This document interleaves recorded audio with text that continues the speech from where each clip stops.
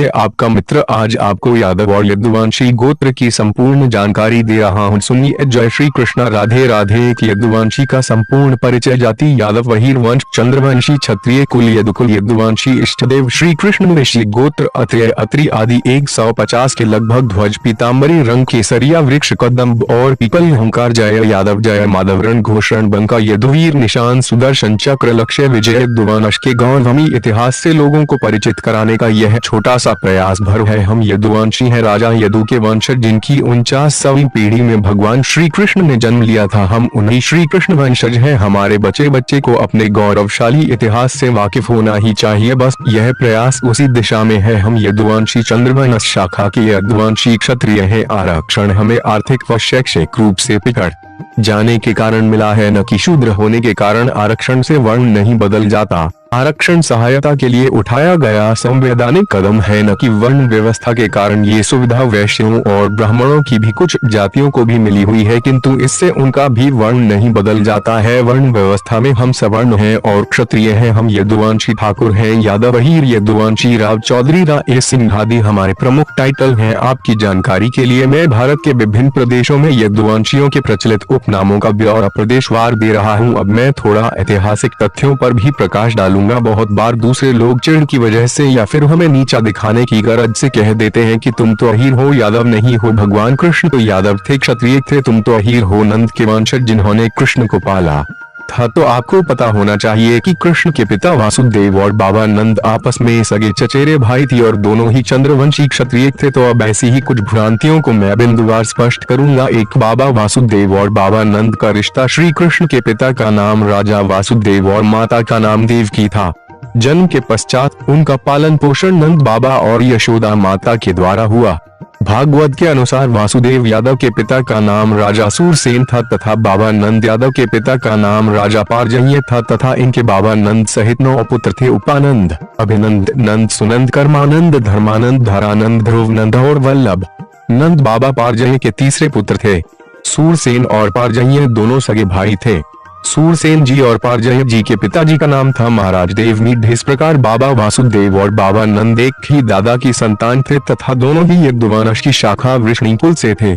आगे चल बाबा नंद के कुछ वंशज जो वृष्णिकुल के ही यदुवंशी थे, उन्होंने बाबा नंद को पूज्यमान नंदवंशी अहीर कहलाए तथा बाकी के बचे हुए वसुदेव और नंद जी के वंशज कालांतर में भी वृष्णिकुल यदुवंशी अहीर कहलाए। भागवत पुराण में बाबा नंद को गोकुल गांव का चौधरी लिखा है तथा पूरा नाम चौधरी नंद यादव लिखा है। भागवत के अनुसार नंद बाबा के पास 9 लाख गायें थी।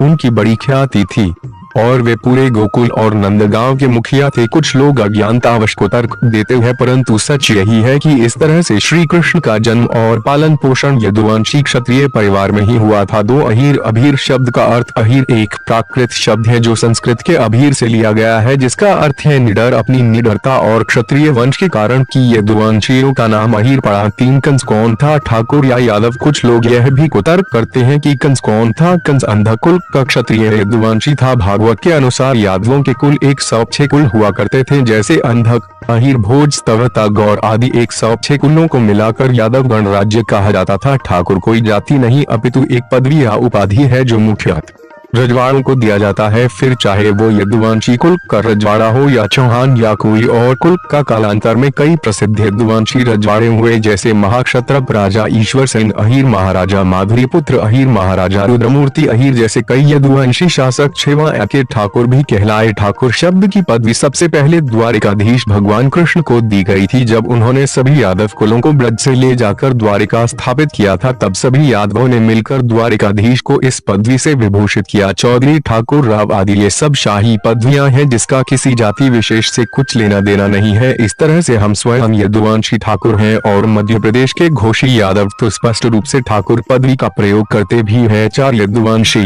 यादव, हीर, क्षत्रिय की उत्पत्ति, ऑरिजिन ऑफ यादव्स। यहाँ पुराणों के अनुसार यदुवंशियों की पूरी वंशावली प्रस्तुत कर रहा हूँ, इसे ध्यान से पढ़िए। यदुवंश के इस इतिहास को आप यूट्यूब पर भी देख सकते हैं। 1 ब्रह्मा, 2 ब्रह्मा के पुत्र अत्रि ऋषि, 3 अत्रि ऋषि के पुत्र चंद्रमा, इन्हीं से चंद्रवंश का प्रारंभ हुआ तथा वंशज सौनंद्रवंशी क्षत्रिय कहलाए। 4 चंद्रमा के पुत्र बुधवार, 5 बुधवार के पुत्र पुरूरवा, 6 पुरूरवा के पुत्र आयु, 7 आयु के पुत्र नहुष, 8 नहुष के पुत्र ययाति, 9 महाराज ययाति की 2 पत्नियां थी। ययाति का पहला विवाह गुरुवार शुक्राचार्य की पुत्री देवयानी से हुआ एवं इनसे 2 पुत्र हुए, 1 यदु, 2 तुर्वसु। शर्मिष्ठा महाराज ययाति की दूसरी पत्नी थी तथा इनसे 3 पुत्र हुए। इस प्रकार से महाराज ययाति के 5 पुत्र थे, 3 अनु, 4 द्रुहु, 5 पुरु। यहीं से चंद्रवंशी क्षत्रिय वंश में 2 महत्वपूर्ण वंश आरंभ हुए। यदुवंश से यदुवंशी यादव अहीर और पुरु से पुरुवंशी नामक वंश प्रारंभ हुए। राजा यदु के 4 पुत्र थे, सहस्रजित, क्रोष्टा, नल और रिपु। यादव वंश में पूर्व में 101 कुल थे, जिनमें से कुछ निम्न प्रकार हैं। यदुवंशी 1 वृष्णिवंशी यादव महाराज वृष्णि के वंशज है। इस वंश में महाराज सुषेण, वासुदेव भगवान श्री कृष्ण के पिता, महाराज पार्जन्य बाबानंद के पिता और महाराज शूरसेन के सगे भाई बाबानंद के वंशज, इन्हें आराध्यमान नंदवंशी अहीर भी कहलाए। श्री कृष्ण, बलराम, देवी सुभद्रा इत्यादि का जन्म हुआ है। श्री कृष्ण का जन्म इस वंश में होने के कारण इन्हें कृष्ण और अहीर भी कहते हैं। ये सुषेण प्रदेश के शासक थे। इस वंश के राजा देवागिरी का से उना राजवंश इसी कुल से थे और कृष्ण और अहीरों के वंशज माने जाते हैं। 2 अंधक वंशी यादव महाराज अंधक के वंशज है। महाराजा हुक, उग्रसेन, देवक, देवकी के पिता, कंस, माता देवकी, श्री कृष्ण की माँ इत्यादि का जन्म हुआ है। ये मथुरा प्रदेश के शासक थे। ये मथुरौच भी कहलाते हैं। ये यादवों के क्षत्रप थे। इनकी सेना 1 करोड़ एवं आचार्य 3 लाख थे। इस वंश के कुछ राजा इस तरह से हैं। 3 भोजवंशी यादव महाराज महाभोज के वंशज है। इस वंश में महाराज विदर्भ, चेदिराज, दमघोष, शिशुपाल इत्यादि का जन्म हुआ है। ये विदर्भ प्रदेश के शासक थे। 4 ग्वालवंशी यादव पवित्र ग्वाल बाल के वंशज मूलतः यदुवंशी राजा गौड़ के वंशज हैं और मूलतः ग्वालवंशी यादव बिहार और यूपी के पूर्वांचल इलाकों में पाए जाते हैं। 5 हरवंशी यादव महाराज सहस्रजीत के वंशज हैं। इस वंश में है महेशमान, सहस्रबाहु, अर्जुन, तालजंग इत्यादि का जन्म हुआ था। ये माहिष्मती प्रदेश के शासक थे। इस वंश के सहस्रबाहु अर्जुन 7 द्वीपों के एक छत्र सम्राट थे। है वंश यदुवंश का सबसे पुराना वंश है, जो रामायण काल में भी थे। अहीर वंश का उदय इसी वंश से हुआ था और आगे चल इसी अहीर वंश और बाकी के वंशों से सम्मिलित हो वृष्णि वंश बना था, जिसमें कृष्ण का जन्म हुआ था। इस कुल के राजा महाक्षत्रप राजा ईश्वर सेन अहीर, कलचुरी वंश के अहीर शासक तथा साउथ के त्रैकुटा साम्राज्य के अहीर शासक भी इसी कुल के थे। महाराज यदु द्वारा सर्प का संहार किए जाने के कारण उन्हें अहीर की उपाधि भी दी गई थी। कालिया नाग को हराने के बाद भगवान श्री कृष्ण को भी अहीर कहा जाता है। यादवों को माधव, अबीर, फीरस, अहीर और वार्ष्णेय भी कहा जाता है।